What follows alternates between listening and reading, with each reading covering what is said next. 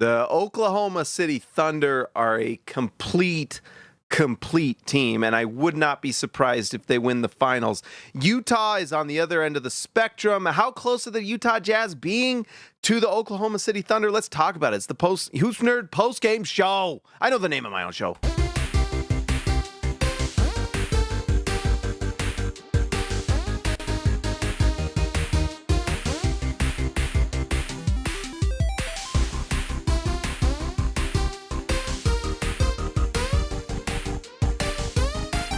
All right, guys. So the Utah Jazz lose to the Thunder tonight. No one is surprised, mostly because of how good the Thunder. Obviously, the Jazz are not good this year. They've had their moments. I mean, they blew out the Lakers pre-All-Star break and have had some nice moments this year. But for the most part, no one's surprised that the Utah Jazz did not even look remotely close to winning this game at any point.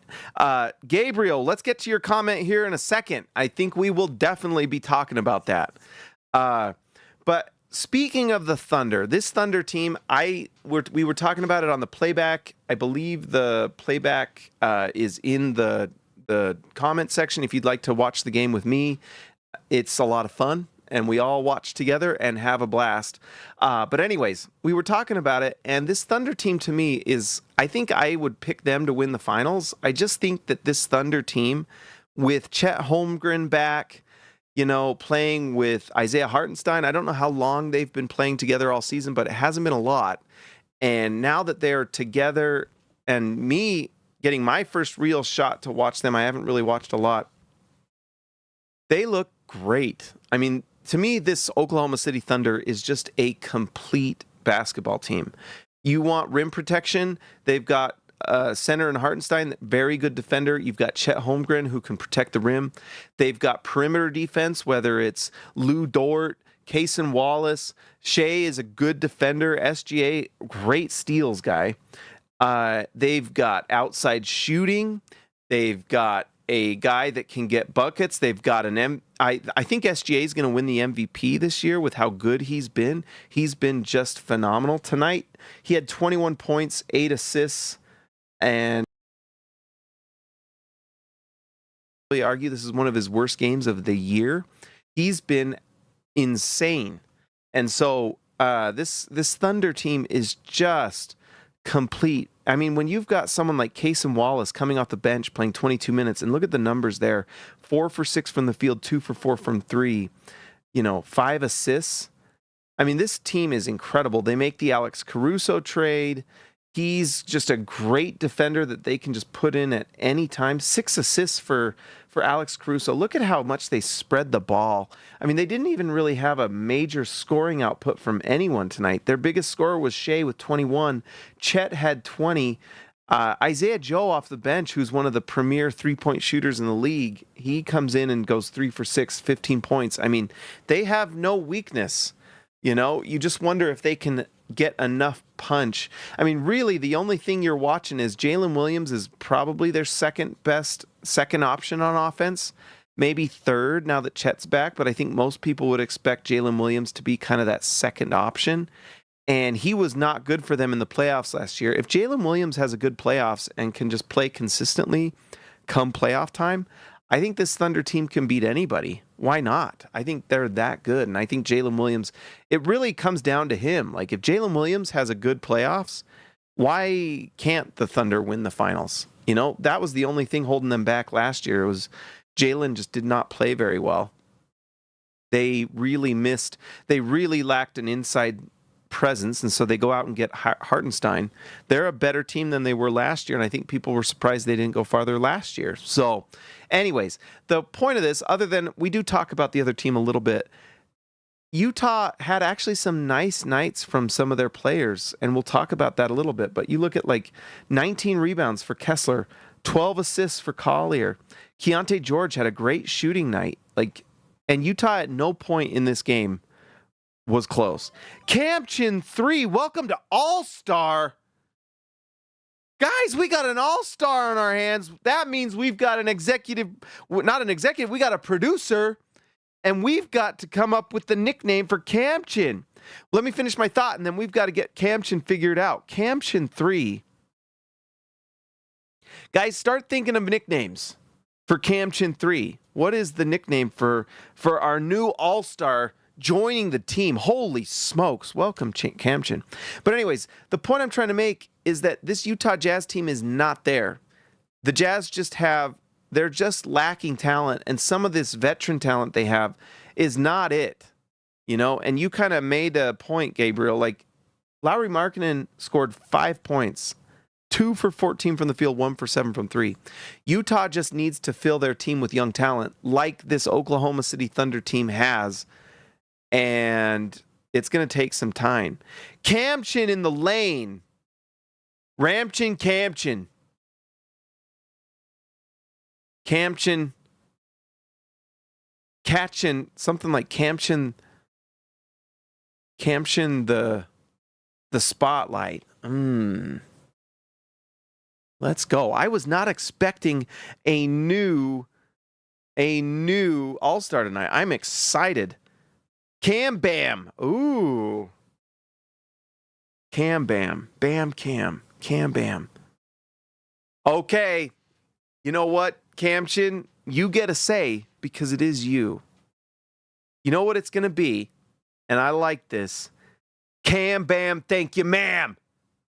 There we go. And the Timberwolves lost. Cam Bam. Cam Bam coming in hot. Kamchen the flag. Ooh. But what if we don't get flag? Maybe we can alternate it to Kamchen the flag if we win Cooper flag. But I think gavel's out. Poof. Cam Bam, thank you, ma'am, baby. Yes, sir. Okay, Cam Bam. Cam Bam coming in hot. Cam Bam, thank you, ma'am. But Cam Bam for short. Welcome to All-Star Kamchen. I appreciate it. Welcome to the channel. We've got ourselves a freaking all-star in Utah. Just like Utah's going to get Cooper flag in a Jazz jersey, going to be getting multiple all-stars representing the purple and yellow and blue. Kamchen, Cam Bam, thank you, ma'am, representing the Hoops Nerd channel. Welcome, Cam Bam. All right, so anyways, back to the point. Utah's not there yet. Now, do we have some nice, promising young talent? Yes. And I'm going to write about this on SLC Dunk because we talked about it during the show on the playback. We were talking about just Isaiah Collier and what he's doing. I want to show you something here. And I'm going to bring this up because I think it's a big deal. But anyways, what I'm trying to say is that the Utah Jazz have some really promising young players. I think Isaiah Collier is showing some serious promise as a potential high-level point guard in the NBA. Now, he's got to figure out how to consistently shoot the ball, but he's improved as the season's gone along. But that said, Utah's not there yet. They're not close. And if Utah thinks that they are one Cooper flag away, and I've even fallen into the trap of thinking like this, but when you have Lauri Markkanen having nights like tonight, I mean, this is an absolute floor falling out from under him kind of night. This is really not good. Really not good. And when you consider that Collier's out here getting 12 assists and Markkanen's not able to score, I don't know what's going on, guys. I really don't. You're right, Gabriel. It's something to start really talking about, but Collier's looking nice. We have guys that are performing regardless of who else is on the floor, and Lauri Markkanen's not one of those guys. And so if you think that the Jazz are just going to draft Cooper flag, put him with Lauri Markkanen, and they're going to win a championship, tonight was the example of where Utah's not there yet. Utah has some really interesting young prospects, but they need more defensive talent and just more talent in general. Luckily, Utah has a lot of draft picks and have tanked this year to get a top 5 pick in this draft, which looks incredible, and things are going to go well. All right, so here's what I want to show you. Let's start with Isaiah Collier. Perfect. All right, so let's bring this over, but don't look at that yet. All right, what I want you to look at, this is Chris Paul. Are you guys familiar with Chris Paul? Very good NBA point guard, going to the Hall of Fame. Very good. Very good. Oh, Cam Bam, I'm so grateful. Thank you for listening to the tanking gospel, because that is what we preach here. But there's a reason for it. It's to build your team full of talented players. In fact, let's just talk about that a little bit. Let's just look at their, and it doesn't mean that the Oklahoma City Thunder tanked for everyone, but they tanked enough that they got there. Yes, they traded for SGA. And no one expected SGA to become as good as he has. So that is one thing that worked out in their favor. And part of what you need, and it comes with the lottery too, you need a little bit of luck. You just do. None of these teams get lucky. Like the Chicago Bulls with Michael Jordan, they got lucky with Scottie Pippen. That whole thing was really lucky that he turned out that they were able to get him one, and that he turned into what he became, you know? Every team that wins a title gets a little bit lucky. The Denver Nuggets got really lucky that his second-round pick turned into a multi-year MVP in Nikola Jokic, right? It just takes a little luck. The Golden State Warriors, if the Minnesota Timberwolves don't pick 2 point guards in a row and passed on Steph Curry twice, then the Golden State Warriors don't get Steph Curry. If any other GM who is not an idiot was drafting there, Golden State doesn't get Steph Curry. That's just a fact. And so sometimes it just takes a little bit of luck, you know? And on top of that, the Warriors get lucky that in the second round, they get an Hall of Fame level defender in Draymond Green, and that Klay Thompson fell to them. They got lucky. It just takes a little luck. But you also manufacture your own luck. And that's what the Oklahoma City Thunder did. But they did get lucky with Jalen Williams. Jalen Williams is like a mid-first round pick that turned into something incredible. What was Jalen Williams? What was Jalen Williams' draft? 12th overall. So not like a low, not like better than mid, I guess, but still 12th. If Utah gets really lucky and gets the 12th pick, if Utah got the 12th pick with the Minnesota Timberwolves pick, that would be incredible. And if you could somehow get like a player like Jalen Williams, who was an all-star this year, at the 12, that takes luck. And Oklahoma City got pretty lucky. They've drafted really well, but it takes a little luck for those players to be there. But guess what? They manufactured this luck. They traded for Shai Gilgeous-Alexander. He turned into what he is.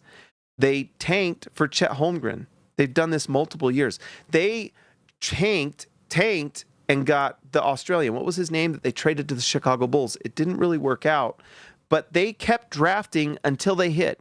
And that's what it is, guys. It's like the tanking is important because it's not that tanking always works, because it doesn't. Yes, there are examples where it didn't work, and it may not work this year. But what it does is to win in this league, at least as like a Utah Jazz or an Oklahoma City Thunder or a Minnesota Timberwolves, you have to hit in the draft. The Timberwolves got lucky and got Anthony Edwards, right? You have to win through the draft, and tanking is just upping your odds. The higher you pick in the draft, the better chance you get at drafting a high-level player. And maybe you're like the Thunder and you like the Golden State Warriors, and you get a little lucky. Like the best player comes to you at 6, but you have to be at least 6. You know, the other side of that coin is that the Golden State Warriors, if they don't have that number 6 pick, they don't get Steph Curry, you know? So what you're doing is you're trying to just draft enough players, at least 2 to 3, that you consider your core. And to do that, you've got to be as high as you can. Now, the Thunder might not be the best case because they got Shai, and he turned into an MVP, and they didn't expect it.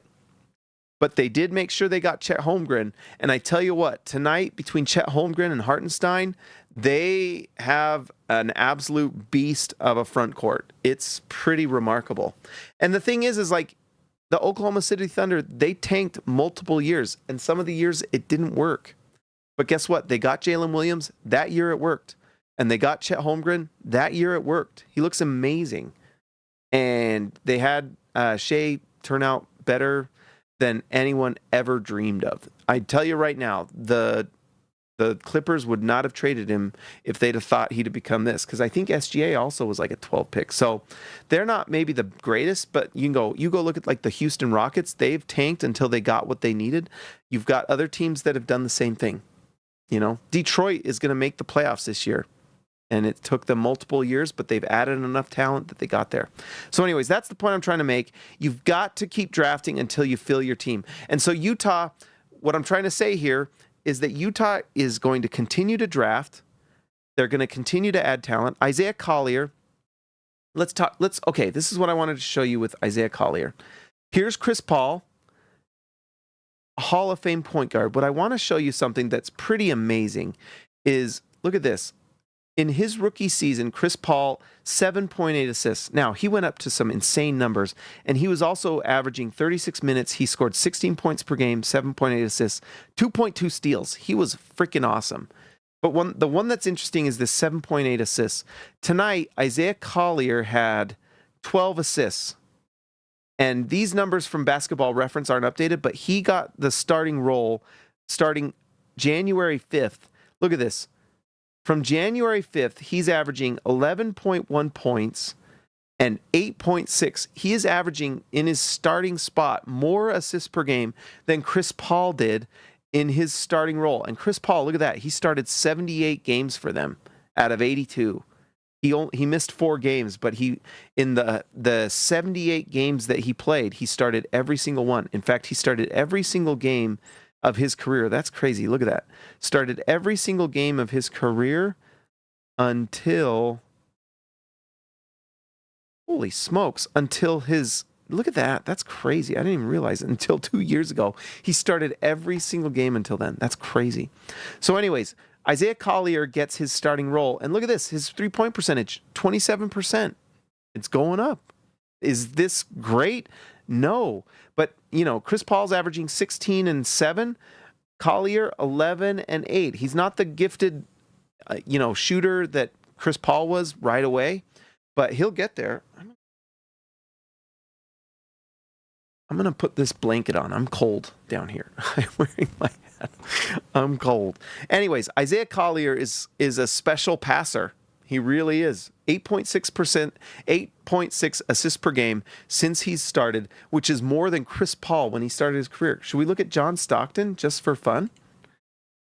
When John Stockton started getting his starts, is this blasphemous? This might be blasphemy. Look at that, by the way. Career 38% from 3, John Stockton. If there's one thing you wish you did different, have John Stockton shooting more threes.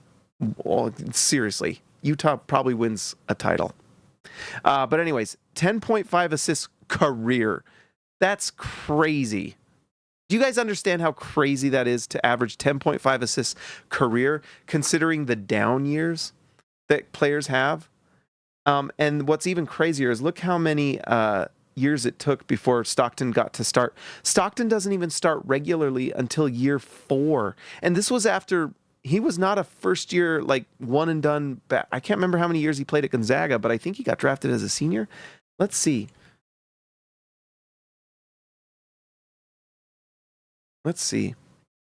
John Stockton, Gonzaga. John Stockton college stats.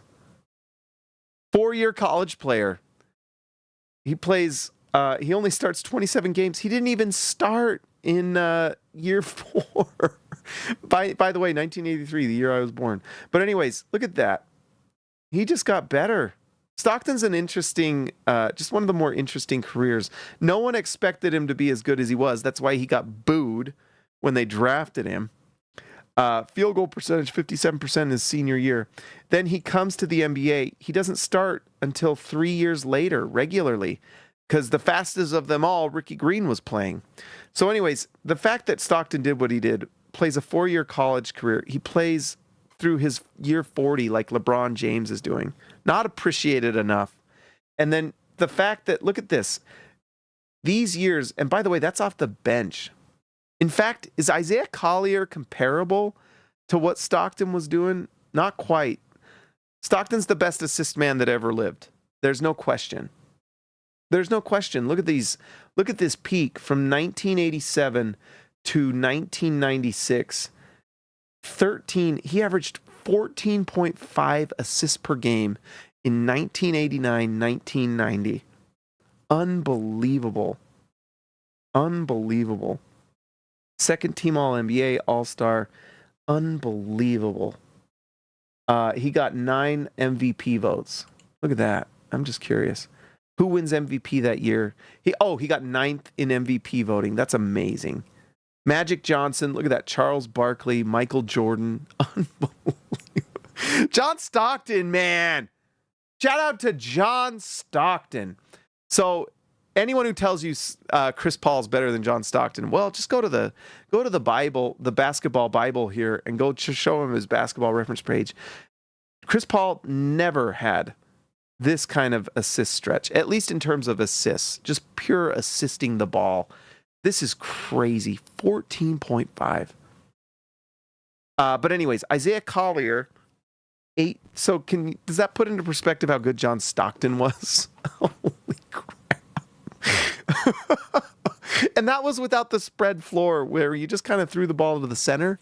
It's unbelievable. And by the way, John Stockton's playing with Mark Eaton, who could barely shoot a basketball. He could barely shoot a basketball. It's crazy.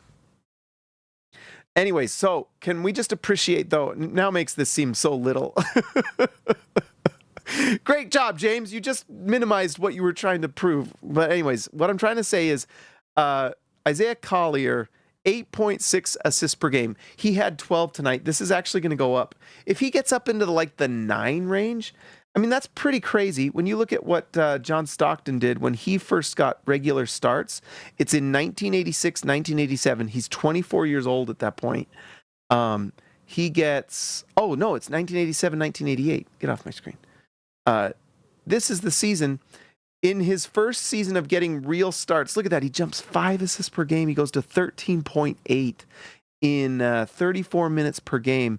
Stockton shoots 57% from the field and 35% from 3.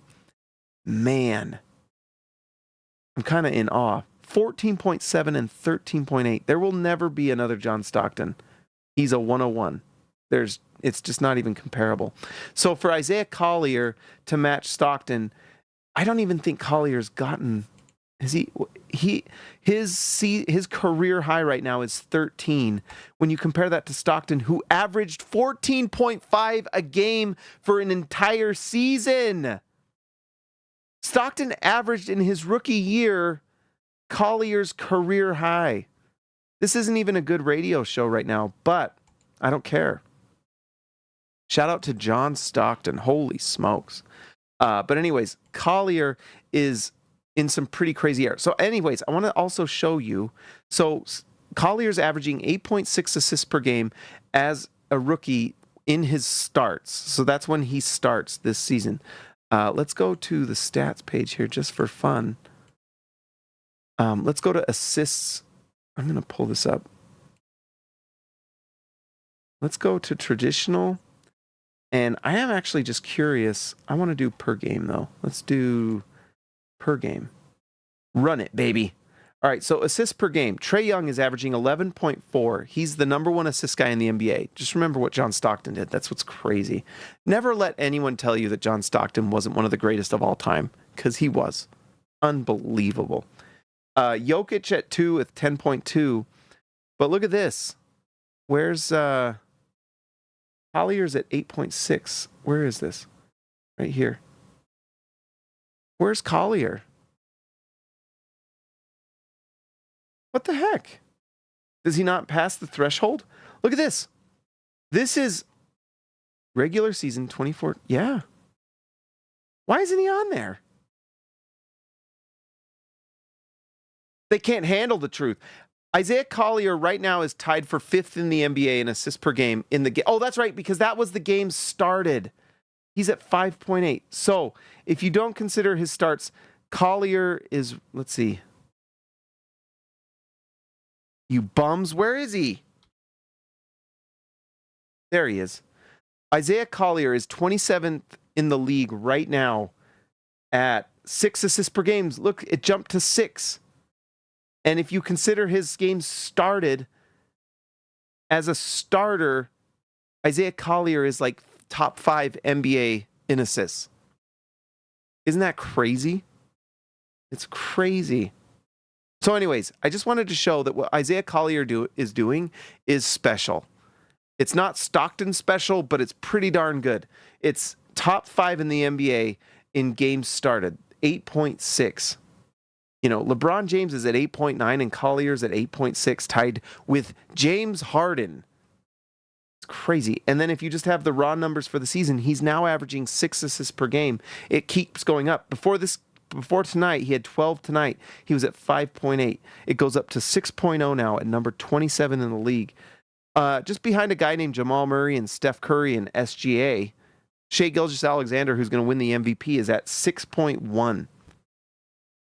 He's a special passer, guys. So anyways, Utah has some interesting young prospects. Walker Kessler tonight, 19 rebounds. I think he played pretty well, although there were times where he was pretty invisible offensively, and it shows. 4 points on the offensive end. But Walker Kessler's doing some nice things. He can protect the rim. He's showing to be a really good rebounder again, which is what you want to see. If what you want from Walker Kessler is rebounds and blocks, and he's doing that at a really nice level. Keontae George had a nice bounce back night. He scores 20 points, 6 assists. He shoots 7 for 12 from the field and 5 for 8 from 3. He's quietly putting together some really nice nights and just honestly playing off the bench. If Keontae George comes off the bench, I can see him kind of filling that same Isaiah Joe role. Why not? Isaiah Joe is probably not winning any sort of like defensive player awards, but look at this, 15 points for Isaiah Joe, 5 rebounds, 2 assists, just shooting the threads off. Keontae George, 7 for 12, 5 for 8 from 3, 20 points, 6 assists. I mean, if Keontae George is doing this off the bench, I can see that on a championship caliber team. Why not? And that's kind of what you're thinking. Like, how many of these players are on a championship caliber team? Maybe Lauri Markkanen, maybe. But that's if Markkanen's like your third. Like, if you were picking between Lauri Markkanen and Jalen Williams, you're probably taking Jalen Williams because he's a better defender. And if you look at what Jalen Williams is doing just for the season, 25-5, and let's look at his stats here.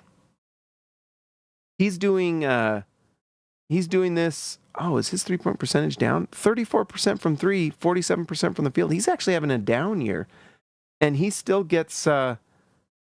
That's interesting. I didn't even realize he was having a 34% 3, but that's okay.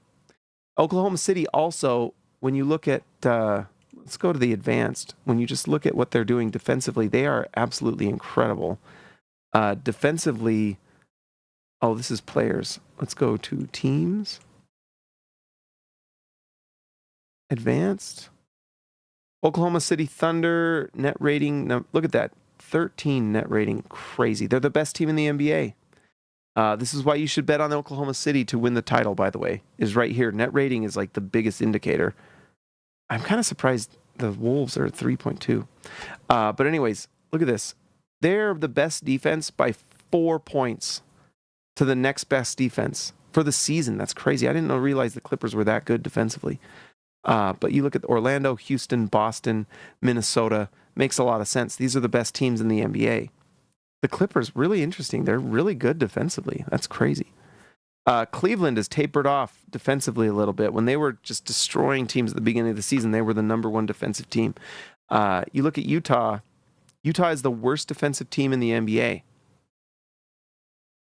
And then offensive rating, I bet Utah shows up pretty okay here, actually. 21.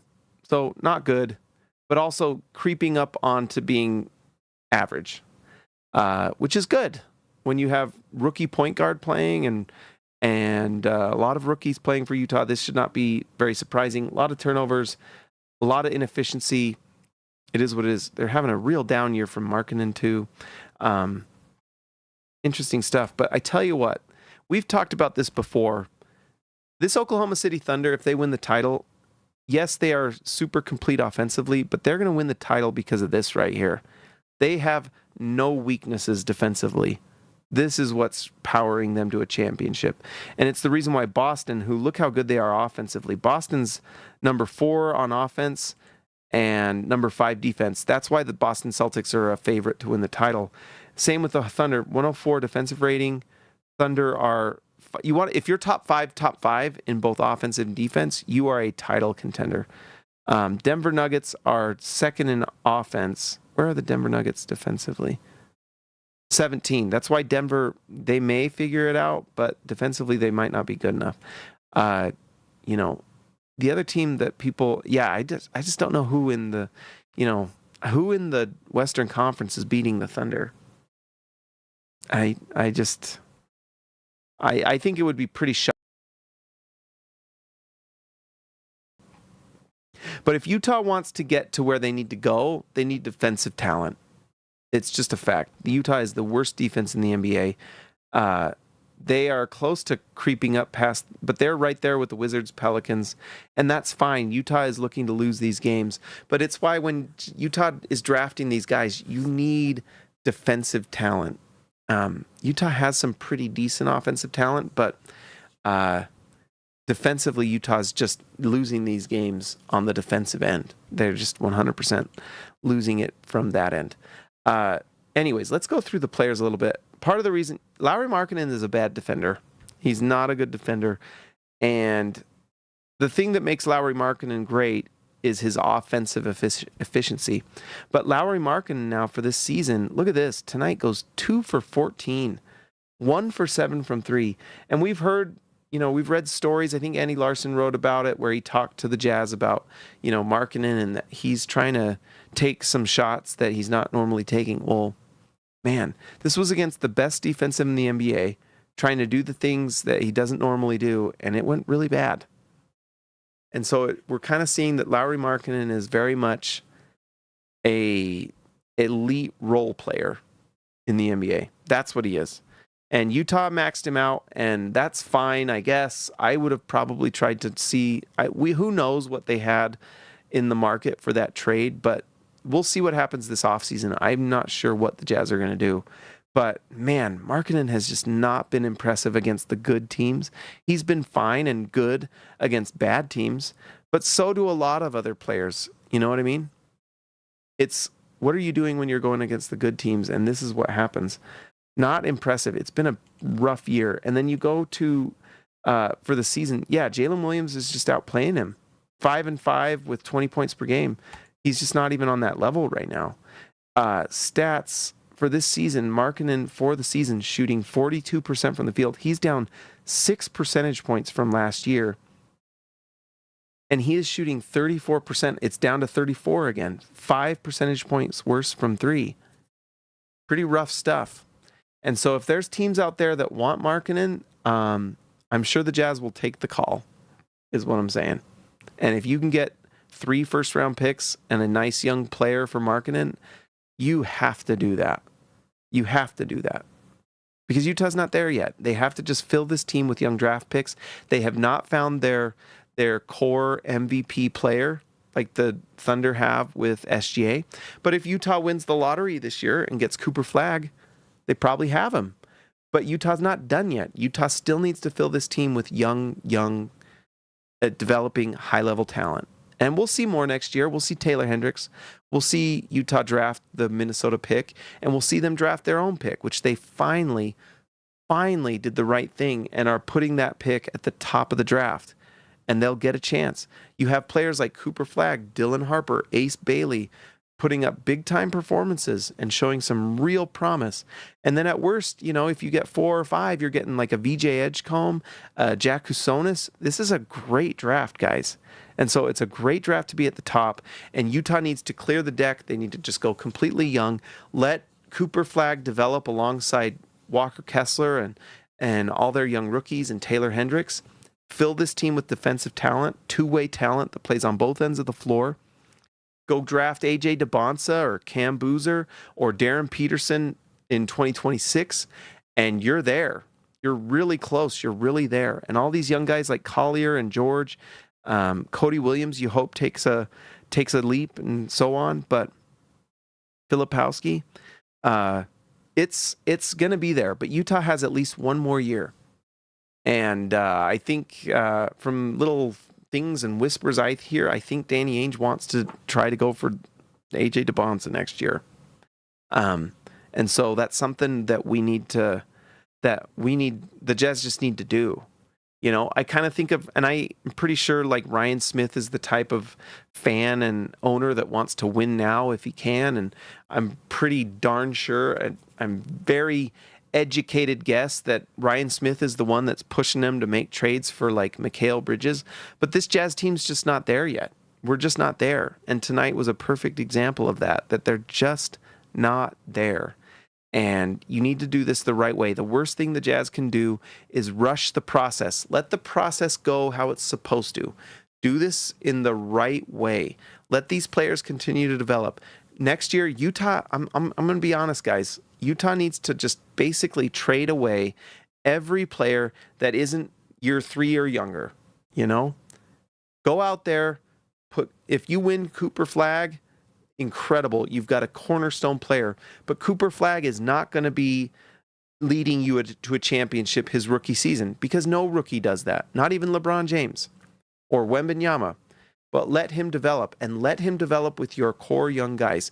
Utah needs to trade away anyone that isn't a year 3 or younger. Go play Cooper Flagg with Taylor Hendricks and Walker Kessler and Isaiah Collier and Keontae George and Cody Williams and Kyle Filipowski. Let that be your core group. Let them play one more year. You're going to be bottom 8. You have to keep your pick.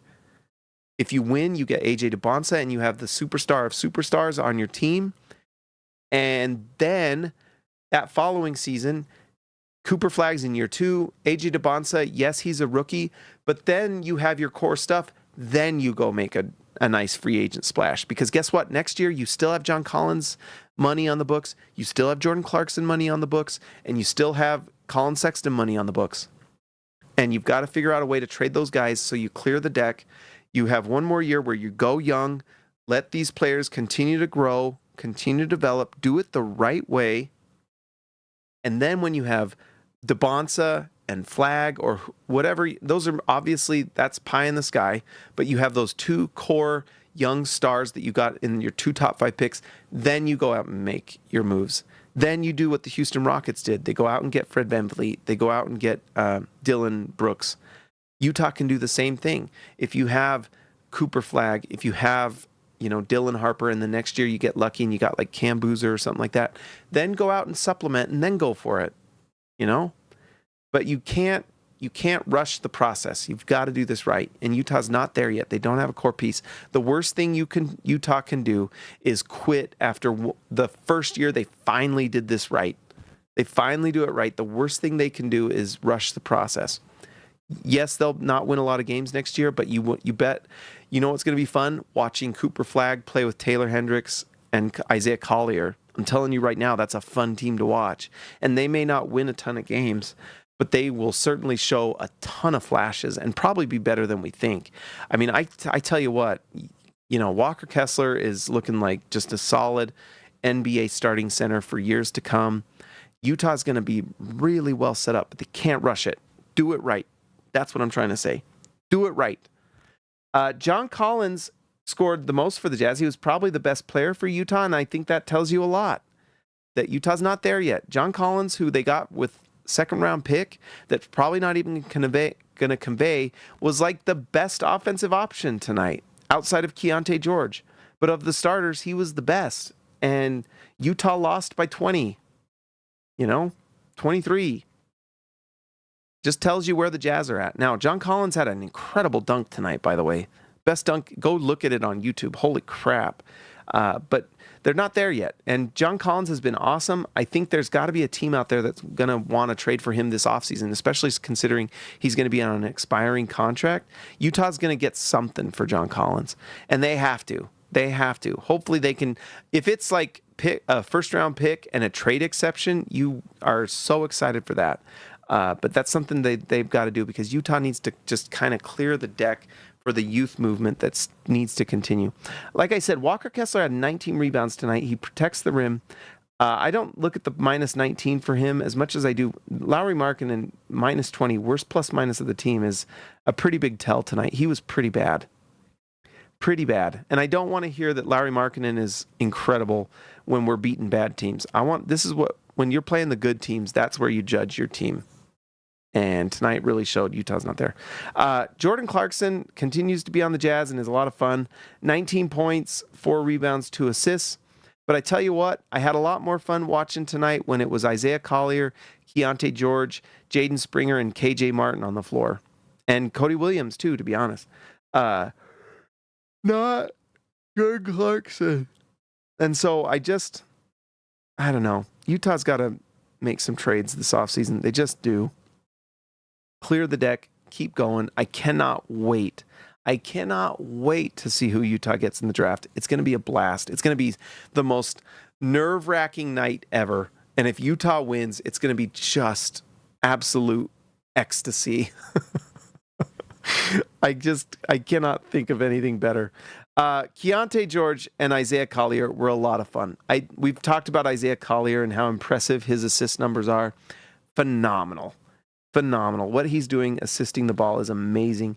9 points, 12 assists. He only had 4 turnovers to 12 assists. That is an incredible assist to turnover ratio. And then a steal. Really nice. He's just fun to watch, and he's so tough. He's great. And I think he's going to be the point guard for the Jazz for a long time, guys. If he figures out his three-point shot, and he was 1 for 3 tonight, it just keeps looking better and better to me. And so I think you have a player here that if he figures out the shooting and really figures out how he scores the ball in the half court, because we know he can score he is so fast, and he scores in the transition like crazy. He's awesome. But where Collier's next step is going to be scoring in the half court. And if he figures it out, you've got yourself quite the player, and got him at the end of the first round. By the way, another player that's really exciting tonight was Kyle Filipowski. Continues to start he's putting together more and more nights where he's putting up nice numbers. And so it was nice to see Filipowski tonight. 4 for 6, 2 for 4 from 3, 12 points. And this is against a good Oklahoma City team.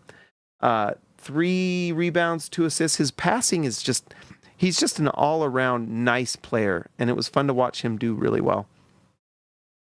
Like I said, Keontae George, he's playing a more controlled game. He played probably one of his most controlled games I've seen from him tonight.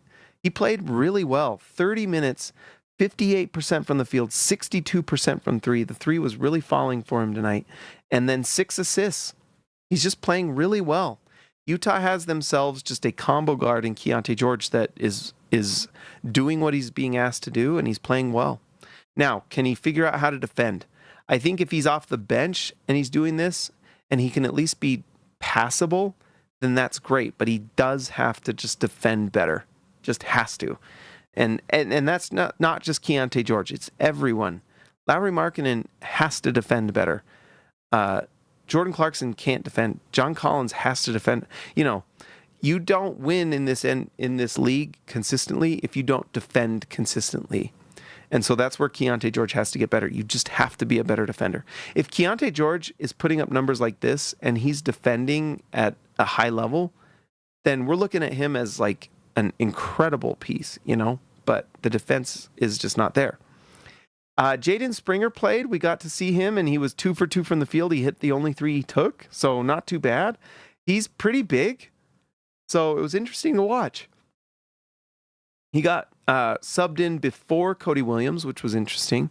But Cody Williams and Filipowski end up getting more, although that might have been a little bit related to garbage time. But Jaden Springer already got a little bit more run than these guys did. So that was just something that I guess we'll watch. Is that going to be a trend, or is that just something tonight? I don't know. Cody Williams, he had a few little moments. I am just not going to judge Cody Williams until year 2, year 3. I think that he's going to take a while. And, after year 3, if he hasn't really improved at all, then you're probably looking at a bust. But it's early. Let's just wait and see, because you never know when a player kind of puts it together, and some players take time and some don't. The worst thing you can do is give up on a player too early and watch them go and become an MVP for the Oklahoma City Thunder, like the Los Angeles Clippers did. I'm not saying Cody Williams is going to be SGA, but we've seen a lot of players take time and then they turn into nice players with reps. And with someone like Cody Williams, who's 6'6", 6'7", whatever he is, long arms, we know he's shown that he can defend. That's just not a player you're giving up on at all. Maybe the Jazz disagree. I don't know. But I just think he's a guy that you got to at least let go through your training for at least 2-3 seasons, at minimum. And I think he'll turn into something. We'll see. And maybe not, but you've got to put in the development work to see, because you never know. Kyle Filipowski is kind of the opposite of Cody Williams, in my opinion, because he's kind of, in a lot of ways, there. He's just a good basketball player. And a lot of what Filipowski needs to do is just be refined around the edges and become a good defender. And if he can become a good defender, then you've got yourself a really nice player here. But for now, you can just appreciate what he's doing. These are good numbers. And if he's consistently shooting the ball, I think Cody Filipowski can be a solid center. If he can defend at a high enough level, it gets pretty exciting. But you've just got to defend. And that's just the name of the game for all these guys. Can you defend?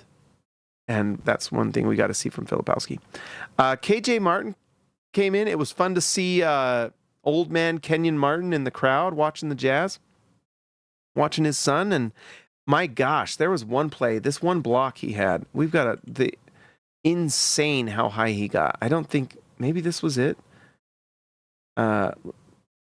Unbelievable athleticism for this guy. And it's not surprising because his dad was such an insane athlete. Look at this blocked shot. Look at where his head was. And he's not the hugest guy. Look at this. This is on Chet Holmgren. Boom. That was insane. The dunk from John Collins was amazing, but that blocked shot was like, holy crap.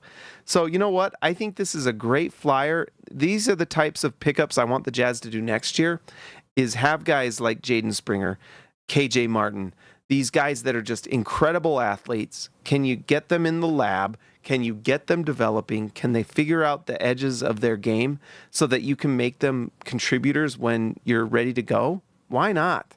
You never know. Isaiah Joe was a G League player that had been waived multiple times. He's now putting up big-time numbers and minutes on a championship caliber team. You never know. So this is the type of guy you love to bring in, just incredible athlete. And, usually those athletes can, if they can learn how to defend, it's pretty exciting stuff. By the way, just interesting there. Look at that. -4 for Filipowski, -2 for Cody Williams, and +2 for Jaden Springer. So they held their own in their minutes on the floor. Interesting. I think that's all I got tonight, guys. That was a fun game. There were some fun things, but also some realities and some truths that you got to accept. It is what it is, but lots of fun. All right, and I went probably longer tonight than I thought I would, but it's been a while. It's been like a week, guys. I was so sick last week, like so sick. And my daughter came home sick yesterday. I'm like, am I going to get sick a third time? It's been like twice this spring I have gotten sick, and so I'm trying not to. My gosh. Gabriel, speaking of Taylor, he looks yoked. I'm excited. There's a part of me that wonders, you guys have heard me, but can Taylor Hendricks be the future center for this Jazz team? Maybe. At least if he's big enough, he can switch and play some of that. So we'll see. Who knows? But Utah is absolutely in the accumulation phase of their rebuild. They're just accumulating talent, and they're doing a good job of it, because right now Utah is sitting at number 3, but one loss behind the Thunder, the Pelicans. They're basically tied with New Orleans for this 2 spot. Pelicans almost won tonight. It was really frustrating. But Kelly Olynyk's now playing for the Pelicans, as well as Bruce Brown. So we'll see if the Pelicans win some games. In fact, before we do the lottery, let's just look at remaining schedule strength. By the way, I'm going to refresh this because we got Cam Bam, thank you. Cam Bam, thank you, ma'am. But anyways, let's see. Utah now has the 12th most easiest schedule, or 12th most difficult. Where are the Pelicans? 8th. So we'll see. We need the Pelicans to win some games. We really do. All right. If the lottery was tonight, what would happen, guys? Let's see. Let's see. Boom! Utah stays at 3, gets Ace Bailey. I'm happy. I'm happy if Utah gets the number 3 pick. I don't care that Dylan Harper's going to the Rockets. I don't care that Cooper Flagg's going to the Sixers. Utah's getting a stud in Ace Bailey, who I think Will Hardy can turn into a superstar. I'm excited. Ace Bailey's going to be fun on the Jazz, baby. 6'10" wing, something the Jazz need. 1.3 blocks per game. Check that out. Probably not being talked enough about, to be honest. All right. We got a new all-star tonight. Wham Bam. Cam Bam. Thank you, ma'am. Cam Bam for short. All right, let's give a shout out to our all-stars and our new all-star, Cam Chin 3. Cam Bam, thank you, ma'am. Ryan Edward Perry, the legend. Dirty Jazz Car Wash Channel. I Believe in Steve, Jazz Exile. Baby Elliot Madsen. See ya, Lexalator. Christian House, Money to Haas. Jordan the GOAT, Best Roll, Austin R. Grant, Editor Extraordinaire. KG10 to TH5. And Pat, the OG. And Patrick Akubo, the connoisseur. Thank you guys for being a part of this channel. Thank you especially to Cam Chin 3 tonight joining the channel. If you'd like to support the channel like Cam Chin, hit the join button. We'll be back tomorrow. And if you're new here also, like the video, subscribe to the channel. I would appreciate it. Guys, I will talk to you next time.